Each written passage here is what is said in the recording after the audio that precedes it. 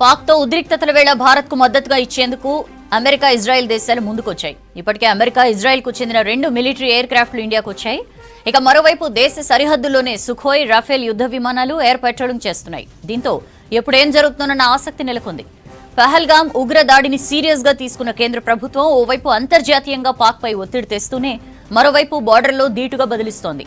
సింధు జలాలను ఒక్క చుక్కను కూడా పాక్ వదలమని తేల్చి చెప్పింది.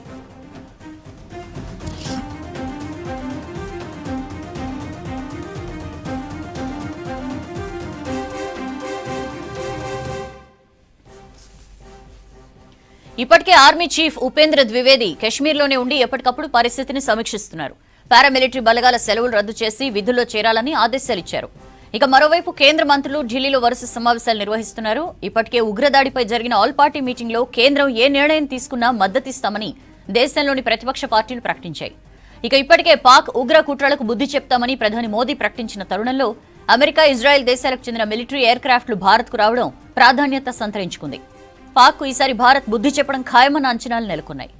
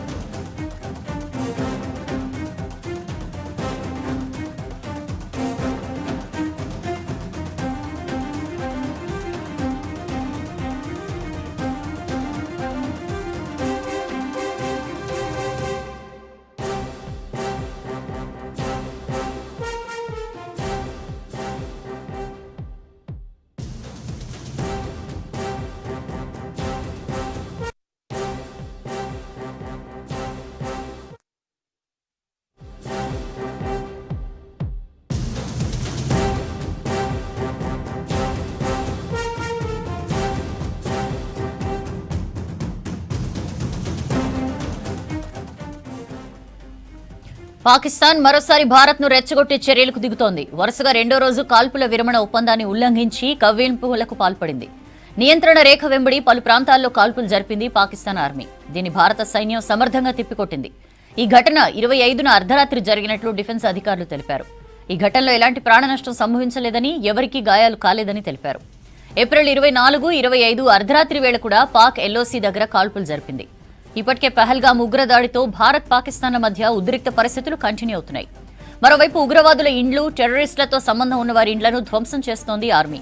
పుల్వామాలోని ముర్రాన్ గ్రామంలో ఉగ్రవాదులతో సంబంధం ఉన్న ఓ ఇంటిని ధ్వంసం చేశాయి భద్రతా బలగాలు. తర్వాత కుల్గాం జిల్లా మతల్హామాలో ఉగ్రవాదులతో సంబంధం ఉన్న ఓ ఇంటిని కూల్చేశారు. ఖైమూ ప్రాంతంలోని థోకర్ పోరాలో 2 ఉగ్రవాద సహచరులను అరెస్ట్ చేశారు పోలీసులు.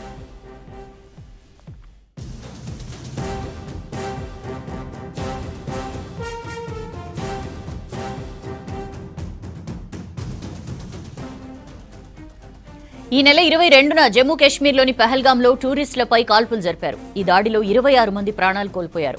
ఈ ఘటనతో భారత్ సీరియస్ అయింది. పాక్తో దౌత్య సంబంధాలకు సంబంధించి పలు కీలక నిర్ణయాలు తీసుకుంది. సింధు జలాల ఒప్పందం అమలును నిలిపివేసింది. దీంతో పాటు పాకిస్తానీస్ ను తమ దేశం వదిలి వెళ్లిపోవాలని ఆదేశించింది. దీనికి ప్రతీకారంగా దాయాది అక్కసు వెళ్లగక్కింది.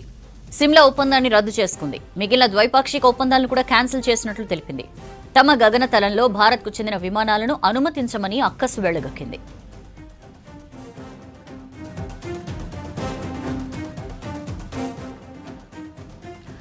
ఇష్యూకి సంబంధించి అప్డేట్స్ తెలుసుకుందాం. మదార్ మనతో లైవ్ లో జాయిన్ అవుతున్నారు. మదార్, భారత్ కి అమెరికా, ఇజ్రాయెల్ జెట్స్ వచ్చినాయి అండ్ ఎల్ఓసి దగ్గర పాక్ కవ్వింపు చర్యలు పాల్పడుతోంది, మన వాళ్ళు తిప్పి కొడుతున్నారు. ఇట్లాంటి సిచ్యువేషన్ అంతా కనిపిస్తున్న పరిస్థితుల్లో ఏంటి ఇప్పుడు బార్డర్ దగ్గర పరిస్థితి ఎలా ఉంది? ఏం సమాలోచనలు జరుగుతున్నాయి?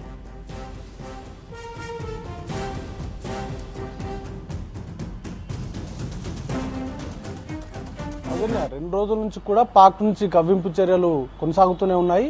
మొన్న రాత్రి నుంచి సీజ్ ఫైర్ వైలేషన్ కు పాల్పడుతూ ఉన్నారు ఎల్ఓసి వెంబడి. ఇవాళ నిన్న రాత్రి కూడా సీజ్ ఫైర్ వైలేషన్ కు మరోసారి పాల్పడినట్టుగా సమాచారం ఉంది. వాటికి కౌంటర్ గా భారత్ కు సంబంధించినటువంటి ఆర్మీ కూడా ధీటుగానే జవాబిస్తుంది. ఇప్పటికే ఆర్మీ జనరల్ శ్రీనగర్లోనే ఉన్నారు. ఆయన అక్కడ ఉండి సెక్యూరిటీ డిప్లాయ్మెంట్ కావచ్చు, లేకపోతే అక్కడ జరుగుతున్నటువంటి పరిణామాలు, ఓవైపు కూంబింగ్ ఆపరేషన్స్ జరుగుతూ ఉన్నాయి, మరోవైపు కార్డన్ సర్చ్లు జరుగుతూ ఉన్నాయి. వీటితో పాటు లష్కర్ ఏ తోయిబా గతంలో టెర్రరిస్టులు ఎవరైతే మిలిటెంట్స్ వారికి పనిచేశారో ప్రస్తుతం పనిచేస్తున్నారు అనేటువంటి అనుమానాలు ఉన్నాయో వాళ్ళకు సంబంధించిన ఇండ్ల కూల్చివేత కూడా జరుగుతూ ఉంది. ప్రస్తుతానికి ఏడుగురు మిలిటరీలకు సంబంధించిన ఇండ్లను కూడా ఈరోజు నిలమట్టం చేశారు.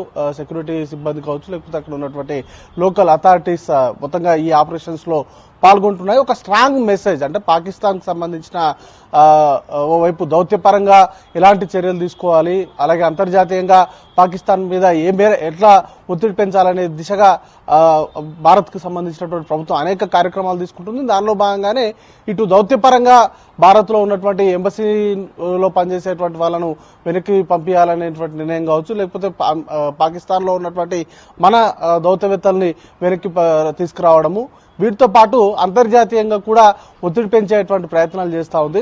పెహల్గామ్ తో సహా గతంలో దేశంలో జరిగినటువంటి ఉగ్రవాద దాడుల వెనుక పాకిస్తాన్ హస్తం ఉంది. పాకిస్తాన్ ప్రేరేపిత ఉగ్రవాదుల ఈ ఘాతుకాలకు అన్నింటికీ కూడా పాల్పడ్డారనేటువంటి అంశాలను అంతర్జాతీయ సమాజం ముందు తీసుకెళ్తబోతుంది. దానిలో భాగంగానే ఇప్పటికే భారత్ కు అనేక దేశాల నుంచి మద్దతు అనేది కూడా లభిస్తా ఉంది. అమెరికా అధ్యక్షుడు డొనాల్డ్ ట్రంప్ కూడా పెహల్గామ్ ఘటన ఒక చెత్త పనిగా ఆయన అభివర్ణించారు. యుఎన్ సెక్యూరిటీ కౌన్సిల్ కూడా పెహల్గామ్ ఘటనను తీవ్రంగా ఖండించింది.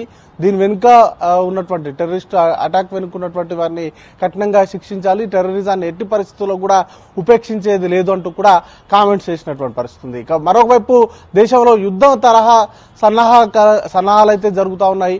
ఓవైపు ఇండియాకు సంబంధించినటువంటి ఇండియన్ ఎయిర్ ఫోర్స్ కు సంబంధించినటువంటి విమానాలు డ్రిల్స్ కొనసాగిస్తున్నాయి. రఫేల్ కావచ్చు, సుఖోయ్ 30 MK కావచ్చు, ఇట్లాంటి ఫైటర్ జెట్స్ అన్ని కూడా డ్రిల్స్ నిర్వహిస్తున్నారు. ఒకవైపు హర్యానాలో ఉన్నటువంటి అంబానా స్క్వాడ్రన్ కావచ్చు, అలాగే పశ్చిమ బెంగాల్లో ఉన్నటువంటి స్క్వాడ్లో కూడా వీటికి సంబంధించినటువంటి విన్యాసాలు జరుగుతూ ఉన్నాయి. అలాగే ఎల్ఓసి వెంబడి కావచ్చు, పాకిస్తాన్ బార్డర్ వెంబడి కూడా శత్రు కదలికలకు సంబంధించినటువంటి వాటిపైన నిఘా అనేది కూడా కొనసాగుతూ ఉంది.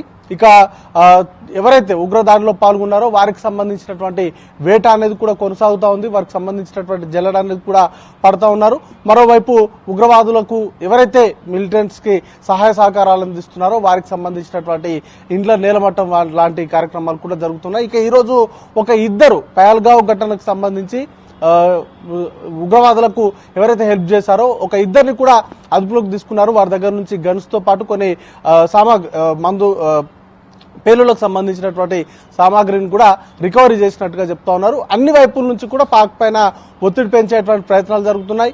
అమెరికా నుంచి, ఇజ్రాయెల్ నుంచి ఫైటర్ జెట్స్ కూడా భారత్ కు వచ్చాయి. వారు భారత్ కు మద్దతుగా వారికి సంబంధించినటువంటి జెట్స్ అయితే పంపించారు. మొత్తంగా ఏ క్షణాన్నైనా భారత్ నుంచి కావచ్చు, లేకపోతే పాకిస్తాన్ నుంచి కావచ్చు ఒక ఇంటెన్సిఫైడ్ సిచ్యువేషన్ అయితే కొనసాగుతా ఉంది. ఏ క్షణాన్నైనా వార్ వైపు కావచ్చు, లేకపోతే సర్జికల్ స్ట్రైక్స్ లాంటి చర్యలకైతే పాల్పడేటువంటి అవకాశాలు ఉన్నాయి. ముఖ్యంగా ఎల్ఓసి పైన పిఓకి దగ్గర ఉన్నటువంటి టెర్రరిస్ట్ స్థావరాలు లక్ష్యంగా చేసుకుని దాడులకు పాల్పడేటువంటి అవకాశాలు ఉన్నట్టుగా సమాచారం ఉంది. రెండు దేశాల మధ్య కూడా ఉద్రిక్తలు ఉన్నాయి. ఇటు పాకిస్తాన్ సంబంధించినటువంటి పౌరులను వారి దేశానికి పంపించేటువంటి ప్రయత్నాలు కావచ్చు, మరోవైపు సింధు జలాల ఒప్పందాలు రద్దు చేసుకోవడం, ఒక్క చుక్క నీటి బొట్టును కూడా పాక్ కు విడుదల చేయబోమంటూ కూడా నిన్న ఇప్పటి సిఆర్ పాటిల్ కూడా అనౌన్స్ చేశారు. దానికి తగ్గట్టుగానే వారు కూడా సిమ్లా ఒప్పందాలను కావచ్చు, లేకపోతే భారత్ తో ఉన్నటువంటి అన్ని ఒప్పందాలను కూడా రద్దు చేస్తున్నామంటూ కూడా వారు ప్రకటించారు.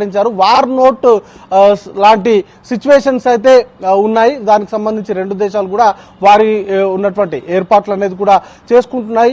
మొత్తంగా సెలవులో ఉన్నటువంటి ఆర్మీ సిబ్బందిని వెనక్కి పిలిపించడం కావచ్చు, లేకపోతే సెలవులను రద్దు చేయడం కావచ్చు, మొత్తంగా సెక్యూరిటీ ఎల్ఓసి ఎంబడి కావచ్చు, మొత్తంగా సరిహద్దు ప్రాంతాల్లో కూడా సెక్యూరిటీ పర్సనల్స్ యొక్క డిప్లాయ్మెంట్ అంతా కూడా కొనసాగుతూ ఉంది. ఏ క్షణానైనా ఏం జరగబోతుందా అనేటువంటి దాంతో అందరూ కూడా చూస్తా ఉన్నారు. Soujanya. Right mother, thank you.